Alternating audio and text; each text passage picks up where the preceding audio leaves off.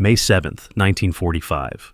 The war in Europe was hours from ending, yet the atmosphere inside the commandeered German mansion outside Frankfurt felt nothing like victory. The chandeliers still smelled faintly of smoke from nearby shelling. Windows rattled with distant celebrations. American soldiers cheering, firing flares into the sky, hugging anyone within reach. But upstairs, behind a heavy oak door, General George S. Patton wasn't celebrating. He wasn't smiling. He wasn't even sitting. He was pacing. Eisenhower waited at the table, exhausted but composed, the weight of 3 years of coalition command visible in the slump of his shoulders. His aides lingered outside the door, sensing the confrontation that was about to erupt. Inside the room, the air felt too still, too heavy, as if the building itself sensed that the conversation unfolding would echo far beyond the war that had just ended. Patton finally stopped pacing. "The war isn't over," he said quietly. His voice carried none of his familiar thunder, none of the bark that had pushed American columns across France. It was flat, steady, almost cold. Eisenhower looked up, confused at first, and then weary. He knew Patton well enough to recognize when he was about to deliver something incendiary. "George, Germany just surrendered. What do you mean it isn't over?" Patton stepped to the window, watching the soldiers celebrating in the courtyard below. Streamers of paper, thrown from upper floors by clerks and staff officers, drifted in the breeze like snowflakes. A jeep backfired and someone cheered, but Patton didn't smile. "I mean," he said, "that the real war starts now." Eisenhower didn't respond. He simply waited. Patton turned back toward him. "We've beaten the wrong enemy, and the one we should fear is sitting across Eastern Europe right now, waiting for us to go home." It was not the first time Patton had hinted at this. For months he had watched Soviet behavior in the territories they occupied, and every week his conviction grew. But this was the first time he had said it with such finality, such resignation, as though the shape of the next conflict had already been carved into stone. He walked to the table and placed a folder on it. Eisenhower didn't open it yet. He simply stared at Patton, as though hoping this was some misdirected burst of frustration after too many months of war. But Patton's face was carved in granite. "Inside that folder," Patton said, "is everything we know about what the Red Army is doing in Poland, Czechoslovakia, Romania, and the rest of Eastern Europe. Not rumors, not propaganda. Reports from our own intelligence officers, interrogations, testimonies, observations from Third Army units." He paused. "They're not liberators, Ike. They're conquerors." Eisenhower's jaw tightened. He did not open the folder. "George, we just fought alongside them. The American people don't know what they're doing," Patton cut in. "They don't see what our boys see when they meet Soviet patrols on the roads at night. They don't hear about the executions, the mass arrests, the forced deportations. I've spoken to our intelligence teams. I've spoken to the Poles, the Czechs, the Germans. It's all the same pattern." He took a breath. "And we're about to hand them half of Europe because diplomats think Stalin is a man of his word." Eisenhower rubbed his eyes. "George, the war is finally ending. Don't start another one tonight." But that was the problem. In Patton's view, the war wasn't ending. It was simply changing shape. For months, Third Army intelligence officers had brought him reports that grew more alarming with each week. Civilians shot without trial, resistance fighters arrested, and never seen again. Entire factories stripped to the foundation and shipped east. Soviet units clashing with American patrols over road access, river crossings, and rail lines. And behind every dispute, the unmistakable message that the Red Army had no intention of withdrawing from the territories it occupied. Patton had watched the map of Europe shift before his eyes. What Allied leaders at Yalta had called spheres of influence were rapidly becoming permanent occupations. What had been described as temporary wartime measures were hardening into political borders. And the men doing it, hard men, ruthless men, wielded their authority with no regard for Western expectations. He had tried to ignore it, tried to hope diplomacy would work, but every mile Third Army advanced into southern Germany and Czechoslovakia brought new evidence that diplomacy was nothing but an illusion. Patton sat down across from Eisenhower. "Ike, I'm telling you this because someone has to say it. The Russians didn't fight this war for freedom. They fought for territory, for empire, for expansion. And now that Germany is gone, we're the only thing standing in their way." Eisenhower didn't disagree, not entirely. He had received the same reports. the same complaints from field commanders, the same uneasy letters from diplomats. But where Patton saw inevitability, Eisenhower saw political reality. America was tired, exhausted. Millions of families wanted their sons home. Congress wanted demobilization. The factories that had powered the war now needed to convert back to civilian production. The nation wanted peace, not another crusade. Eisenhower finally opened the folder. The pages were filled with typed summaries, field reports, and interrogations. One note described a Polish village where Soviet soldiers had executed local officials and replaced them with communist loyalists. Another described an American reconnaissance patrol forced at gunpoint to hand over its cameras after photographing a Soviet labor camp. Another outlined the dismantling of entire German manufacturing plants, facilities untouched by war, now being shipped in rail to the east. He closed the folder. "I don't dispute any of this," Eisenhower said quietly. "But what do you propose we do?" Patton didn't hesitate. "We keep going. We don't stop at the Elbe. We take Prague. We push to the Vistula. We force the Russians back to their own borders before they dig in so deeply we can't move them without another world war." It was the same idea he had hinted at in April, the same argument he had made to his staff, the same conclusion he had reached after seeing Soviet behavior firsthand. Now he said it plainly, directly, without apology. "If we don't fight them now, we'll fight them in 5 years, or 10 years, or 20 years, and on worse terms." Eisenhower leaned back, exhaling slowly. He understood the argument. He even feared Patton might be right. But he also knew something Patton refused to accept. "George, we cannot start a war the American people won't support, not after all this." Patton looked down at his gloves on the table. He wasn't angry now. He looked tired, older than he had seemed the day before. The war had aged him like it had aged all of them, but the burden he carried tonight was heavier than exhaustion. "This isn't about what people want," Patton said softly. "It's about what's coming." Outside, a crowd of soldiers began singing. A bottle shattered against a stone wall, followed by laughter. A group of infantrymen ran past the building waving American flags.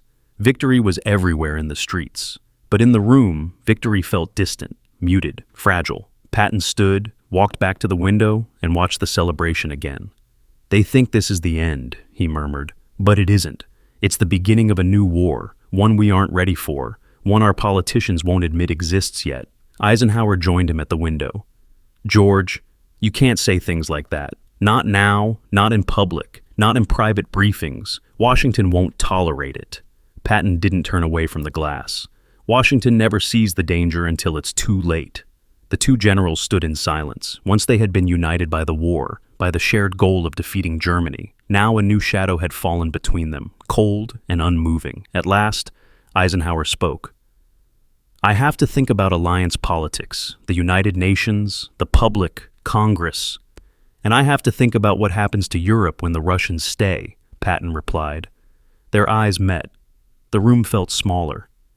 Patton adjusted his helmet under his arm, nodded once, and headed for the door. "The war may be over for you, Ike," he said quietly as he opened it. "But for the rest of us, it's just changing uniforms." He stepped out and closed the door behind him. Eisenhower remained at the window, listening to the celebration outside. The cheers echoed through the courtyard, bouncing off the stone walls, growing louder as more soldiers joined in. It should have been the happiest night of his career, but Patton's words lingered like a dark cloud on the horizon. Below, American soldiers danced, shouted, embraced. The war was over. Their war. They would go home. They would rebuild. They would return to normal life. But in the east, beyond the ruins, beyond the shattered cities and burned-out forests, a different army was celebrating. An army that had no intention of going home. An army that now occupied half of Europe. And somewhere in the distance, beyond the cheering, beyond the smoke, beyond the illusion of peace, Patton believed he could already hear the opening notes of the next conflict. He believed the real war had just begun. More evidence of what Patton had seen began surfacing in the following weeks. Third Army patrols returning from the Czech border brought reports of Soviet units blocking roads that had previously been open. In some places, they demanded American vehicles turn around at gunpoint. In others, they ordered American soldiers to hand over liberated prisoners who had fled Soviet captivity. American officers were stunned. These were not negotiations. These were ultimatums. Patton wrote in his diary that it felt like dealing with the Gestapo, only drunker and more arrogant.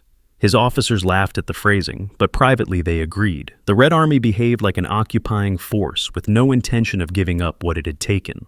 One reconnaissance team reported arriving at a German town, only to find Soviet troops had executed local police officials and replaced them with communist loyalists.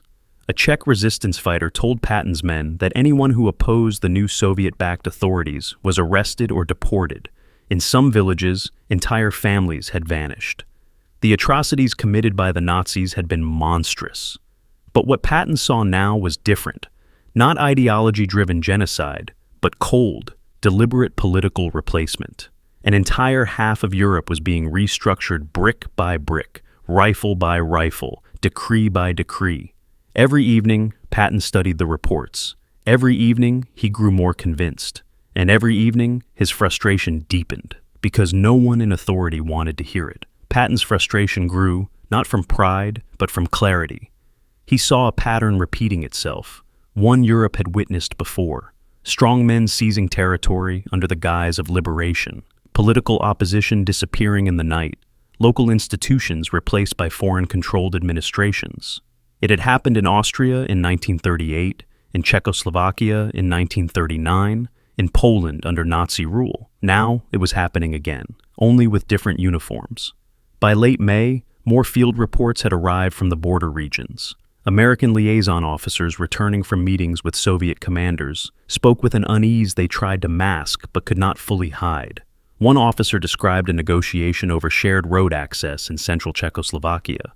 The Soviet colonel hosting the meeting greeted them politely enough, but the moment discussion turned to coordination, his tone shifted. He insisted the Red Army alone had the authority to manage all transportation east of a certain river.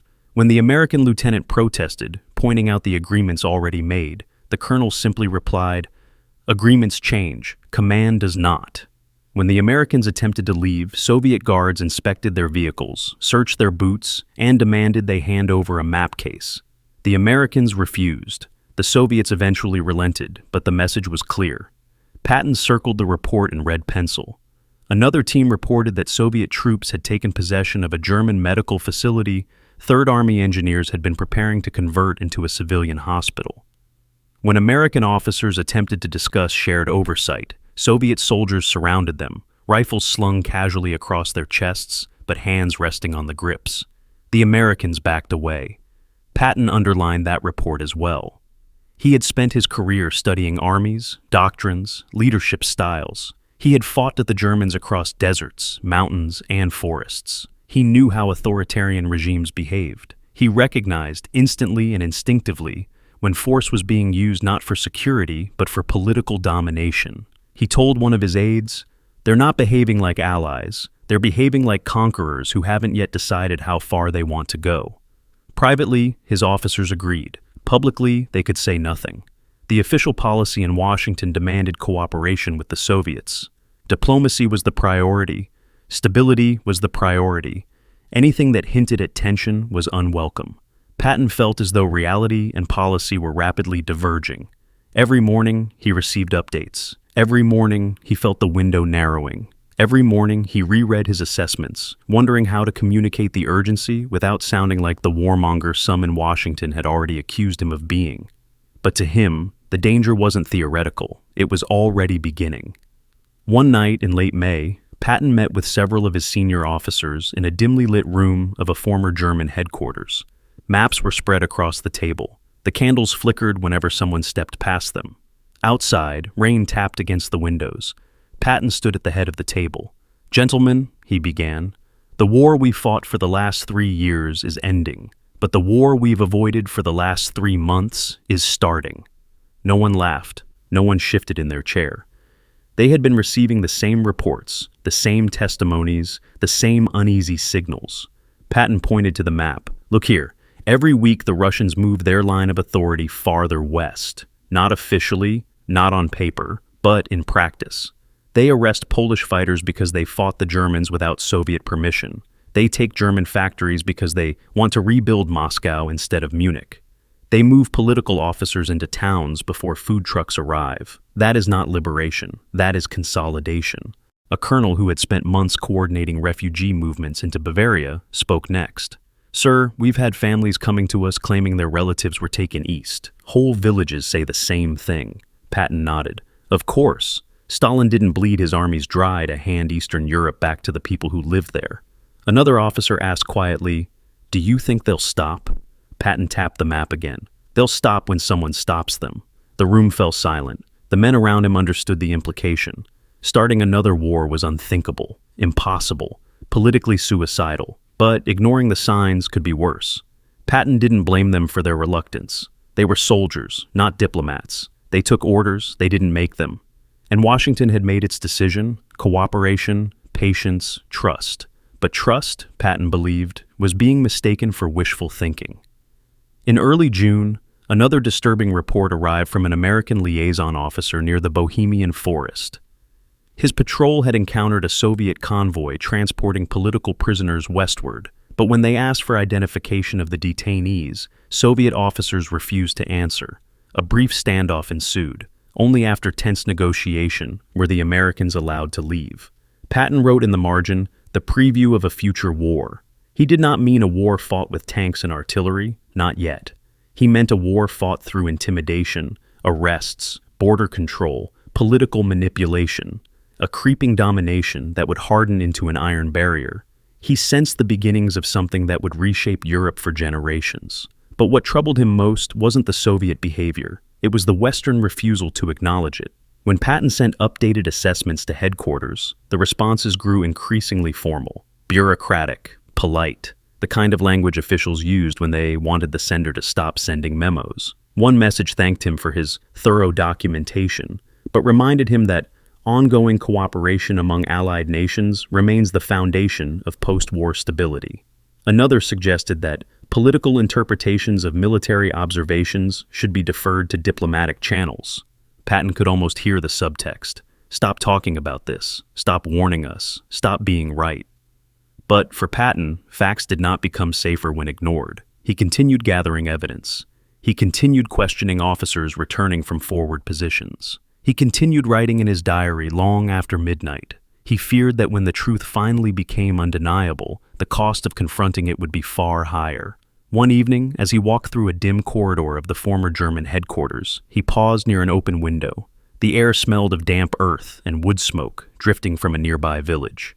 In the distance, he could hear a Soviet patrol moving down a road, boots striking the cobblestones in rigid mechanical rhythm. He watched the lanterns swinging from their vehicles as they passed. The sound faded.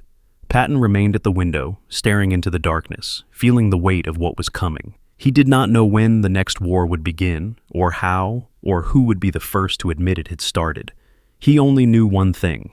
Germany's surrender had ended one chapter of history and opened another.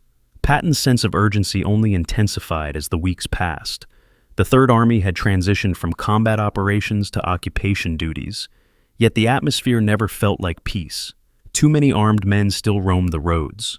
Too many rival authorities claimed the same territories. Too many whispers drifted from town to town about arrests, disappearances, and new rulers who spoke in the language of liberation but governed in the language of fear. At briefings, American officers described Soviet conduct with increasing alarm. They spoke of roadblocks erected overnight, of Red Army units redirecting trains loaded with industrial equipment, of meetings where Soviet political officers lectured local populations about the dawn of a new order. And always, behind every story, came the same question. How far would they go before someone stopped them? Patton knew the answer. One afternoon in early June, he visited a refugee camp near the Bavarian border. Hundreds of displaced families from the east had gathered there. Poles, Czechs, Lithuanians, Ukrainians. They had walked for days, some for weeks, to reach American lines before Soviet forces arrived. Patton walked through the rows of tents, listening to their stories. An elderly Polish farmer told him his sons had been taken by Soviet soldiers after they refused to join a new militia. A Czech doctor described how Soviet officers had seized her clinic and ordered her to treat Red Army personnel first, civilians second. A young mother, clutching a blanket-wrapped infant, said she had fled in the night after learning that her husband had been arrested for belonging to an anti-Nazi resistance group. Every story carried the same undertone: fear not of Germans, but of the supposed liberators now controlling their towns. When Patton returned to his headquarters that evening, he wrote for nearly 2 hours. His words were steady, direct, stripped of the fiery metaphors that sometimes colored his speeches. What he wrote was simple. Europe would not know peace until the Soviet threat was confronted. He knew the message would not be welcomed. He sent it anyway. In the final weeks of May and the early days of June, his memos traveled up the chain of command. Some were acknowledged with polite replies. Others went unanswered. Still others were quietly filed away. Patton wasn't surprised. He had seen enough bureaucracy to know how institutions avoided uncomfortable conclusions. But what troubled him most was the speed with which political narratives solidified. Newspapers back home printed stories praising the Soviet Union's contribution to victory. Radio broadcasts portrayed the Red Army as heroic partners in the defeat of fascism. Editorials emphasized unity, cooperation, collective rebuilding. Patton read the clippings sent to him and shook his head. Unity, he thought, was never the issue. The issue was intent. The issue was power. And power, once taken, was rarely handed back. He began to feel the ground shifting beneath him, as though his role in the new post-war world was becoming increasingly unwelcome. In mid-June, Eisenhower invited several senior commanders to a meeting outside Frankfurt. Patton attended, though he suspected the purpose before he even entered the room. The conversation remained cordial, but the message was unmistakable. Washington wanted stability, not warnings; cooperation, not confrontation; diplomacy, not predictions of another war. Patton understood what they feared. They feared being drawn into another conflict before the country had even buried its dead. They feared public backlash. They feared political turmoil. But to Patton, the price of silence was far higher than the price of truth. As the meeting ended, one general pulled Patton aside. He spoke quietly, almost apologetically. "George, they don't want to fight another war." Patton replied, "Neither do I. I want to stop the next one." The general nodded, but said nothing. The summer rolled on. The landscape bloomed with green over the ruins of cities. Markets reopened. Children played in the streets again. It looked like peace, but Patton never felt peace. Not for a moment. His officers noticed him spending more time alone, studying maps, rereading intelligence summaries, making notes late into the night. Some worried he was exhausting himself. Others sensed something deeper, a frustration that came from seeing the future so clearly and knowing no one wanted to look. In late June, Patton toured Dresden and Leipzig. The destruction weighed on him. Entire blocks were ash, streets filled with broken stone, factories gutted by fire. Yet even here, amid the ruins, he saw patterns forming. Soviet units controlled key roads. Soviet administrators issued travel passes. Soviet detachments guarded bridges. A German civilian whispered to him in broken English, "We do not fear the Americans, but we fear who comes after you leave." Patton said nothing. What could he say?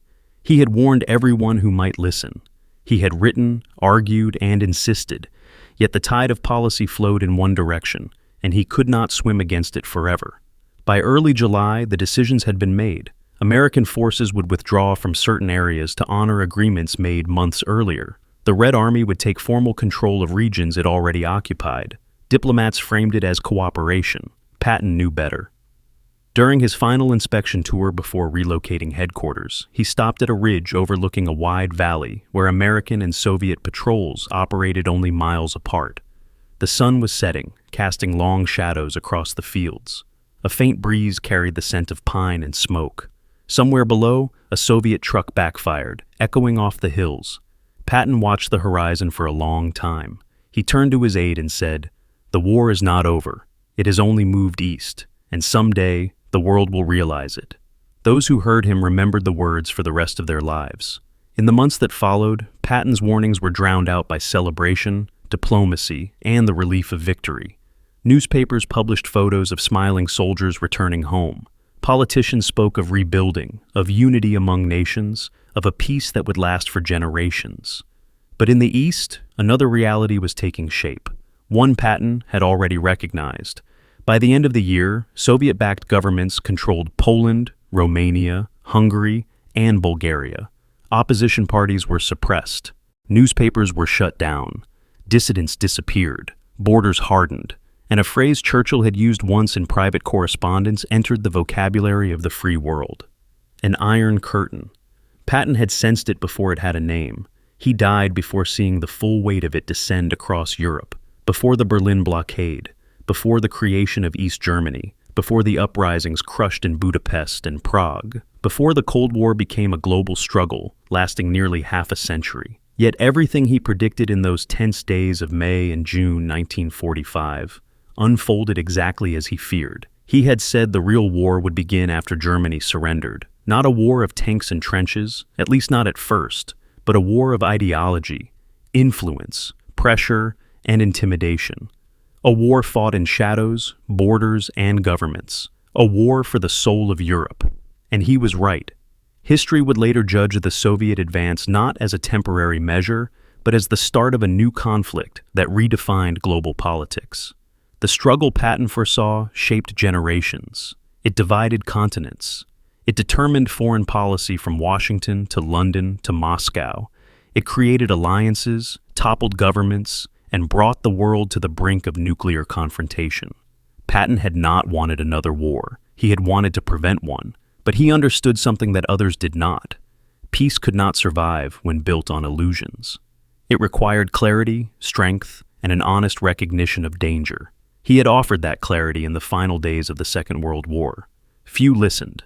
The world would spend 45 years learning why it mattered.